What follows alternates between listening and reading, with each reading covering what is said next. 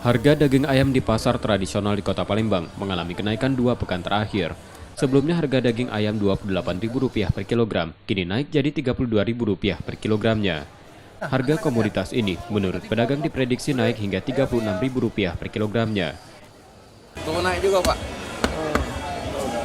Tapi kalau mau puasa ini kira-kira prediksi makin ramai apa malah sepi, Pak? Belum tahu situasinya, Pak. Nggak bisa diprediksi, Pak ya? Ya, masalah keadaan ekonomian ini kan stok banyak, Pak. Stok banyak, Pak? Membelinya memang kurang, Pak? Pembelinya kurang. Sebenarnya bukan masalah daya beli, pasokan, terutama pasokannya. Itu yang pertama, alasannya kita udah tahu kan. Yang kedua, ini kan mau menjelang puasa. Biasa kalau menjelang puasa sama lebaran itu mulai merangkak dia naik. Kenaikan harga juga terjadi pada telur ayam. Jika sebelumnya Rp20.000 per kilogram, naik Rp4.000 jadi Rp24.000 per kilogramnya. Komoditas ini diprediksi masih akan naik lagi sampai Rp26.000 per kilogramnya. Nur Muhammad, Kompas TV, Palembang, Sumatera Selatan.